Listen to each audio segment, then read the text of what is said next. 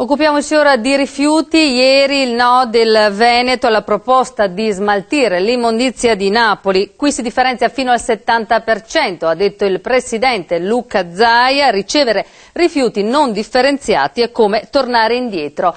E oggi a Treviso, in un convegno con esperienze a confronto. Dal decalogo della Regione Veneto per ridurre l'uso della carta negli uffici e limitare gli sprechi alle più disparate esperienze di amministratori pubblici, enti locali, associazioni varie, industria e mondo delle imprese, con un solo obiettivo: produrre meno rifiuti in una regione come il Veneto, che già occupa il vertice della classifica delle regioni più virtuose con i suoi 480 kg all'anno pro capite contro i 541 della media nazionale di rifiuti prodotti, e che può vantare molti altri livelli di eccellenza. Particolarmente eccezionale è la percentuale di raccolta differenziata, che nel 2009 si è attestata al 56,3%.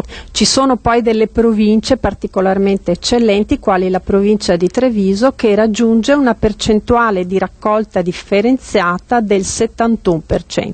Inoltre un'altra caratteristica di eccellenza è che oltre il 50% dei comuni superano l'obiettivo del 65% previsto dalla norma ambientale per il 2012.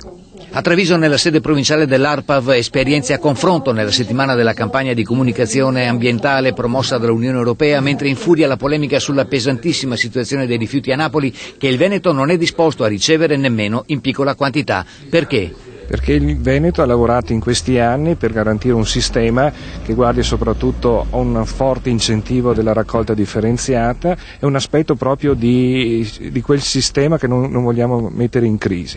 Noi siamo pronti a dare la disponibilità per appunto dare un supporto tecnico.